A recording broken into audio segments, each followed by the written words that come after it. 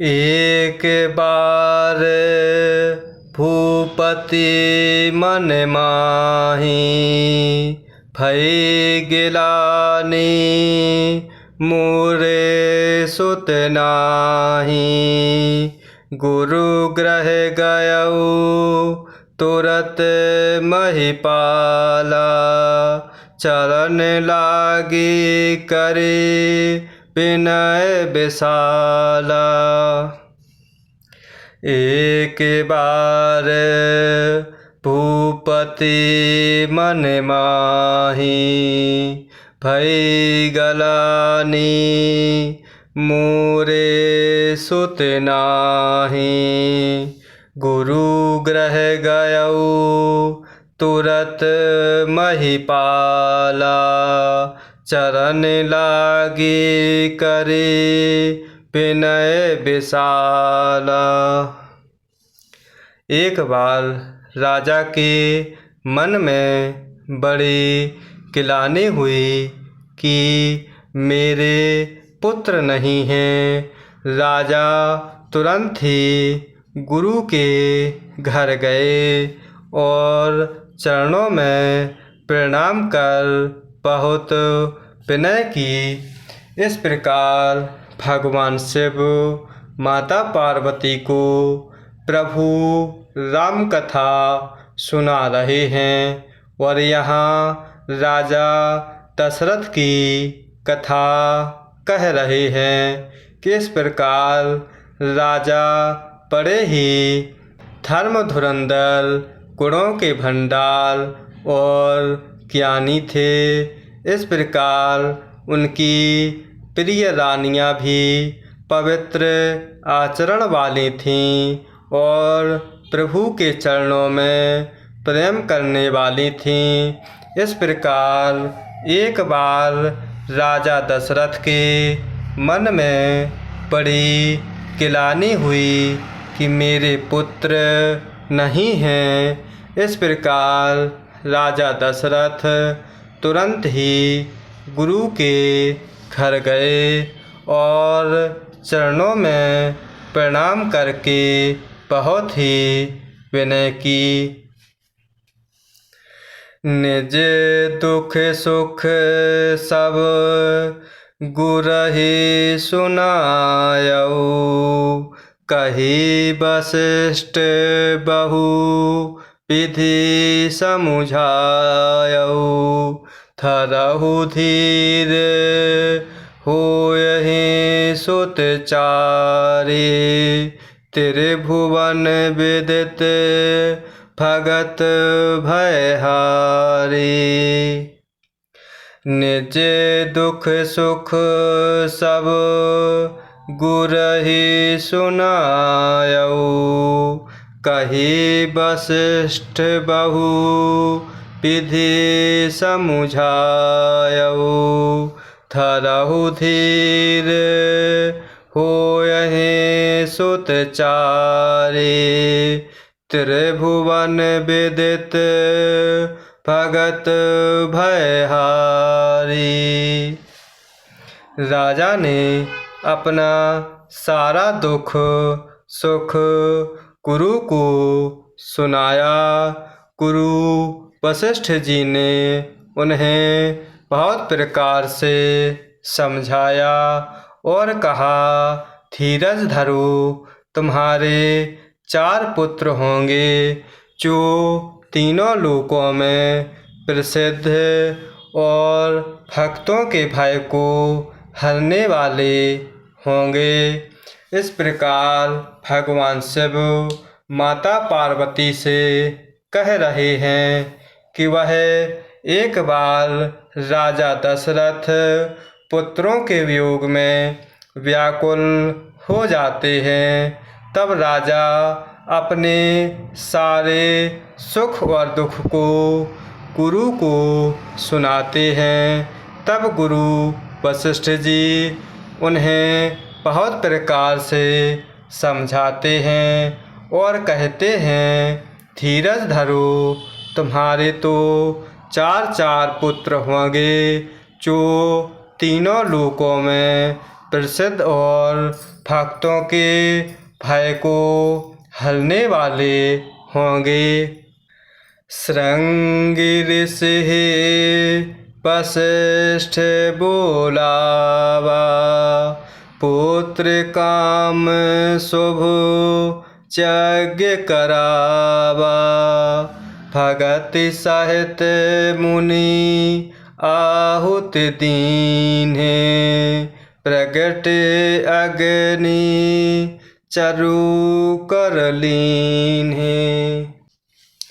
श्रृंगी ऋषि वसिष्ठ बोलावा, पुत्र काम शुभ यज्ञ करावा। भगति सहित मुनि आहुति दीन्हे, प्रगट अग्नि चरु कर लीन्हे। वशिष्ठ जी ने श्रृंगी ऋषि को बुलवाया और उनसे शुभ पुत्र कामेष्टि यज्ञ कराया।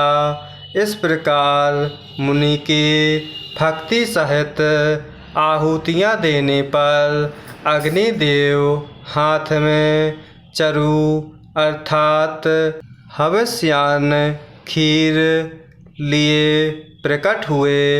इस प्रकार भगवान शिव माता पार्वती से कह रहे हैं कि इस प्रकार राजा के अनुनय विनय करने पर वशिष्ठ जी ने श्रृंगी ऋषि को बुलवाया और उनसे शुभ पुत्र कामेष्टि यज्ञ कराया।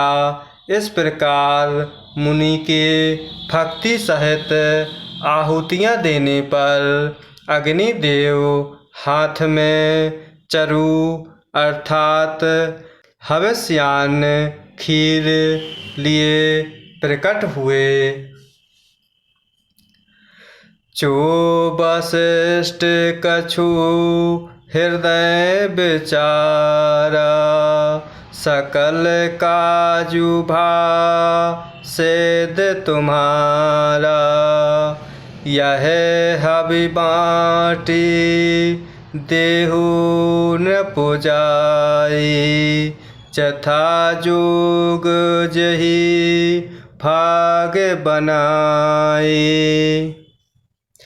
जो वसिष्ठ कछु हृदय विचारा, सकल काजु भा सिद्ध तुम्हारा। यह हवि बाटी देहु न पुजाई, जथा जोग जही भाग बनाई। वशिष्ठ ने हृदय में जो कुछ विचारा था, तुम्हारा वह सब काम सिद्ध हो गया। हे राजन, अब तुम जाकर इस पायस को अर्थात खीर को जिसको जैसा उचित हो वैसा भाग बनाकर बाँट दो। इस प्रकार भगवान शिव माता पार्वती से कह रहे हैं कि अग्निदेव यज्ञ से प्रकट होकर खीर देते हैं और इस प्रकार दशरथ के वचनों के अनुसार वशिष्ठ जी ने हृदय में जो कुछ विचार कर अग्निदेव से कहा, तब इस प्रकार अग्निदेव कहते हैं तुम्हारा वह सब काम सिद्ध हो जाएगा। इस प्रकार कहते हैं कि हे राजन, अब तुम जाकर इस खीर को जिसको जैसा उचित हो वैसा भाग बनाकर बाँट दो। तब अदृश्य भय पावक सकल सभय समुझाई, परमानंद मगन नृप हरस न हृदय समाई। तब अदृश्य भय पावक सकल सबहि समुझाई। परमानंद मगन नृपु हरस न हृदय समाई। तदंतर अग्निदेव सारी सभा को समझाकर अंतर्ध्यान हो गए। राजा दशरथ परम आनंद में मग्न हो गए। उनके हृदय में हर्ष समाता न था। इस प्रकार भगवान शिव माता पार्वती को प्रभु राम कथा सुना रहे हैं और यहाँ कह रहे हैं कि इस प्रकार अग्निदेव खीर का पात्र राजा दशरथ को देते हुए आशीर्वाद प्रदान करते हैं। इस प्रकार आगे अग्निदेव सारी सभा को समझाकर अंतर्ध्यान हो जाते हैं। इस प्रकार राजा दशरथ परम आनंद में मग्न हो जाते हैं और उनके हृदय में हर्ष समाता न था।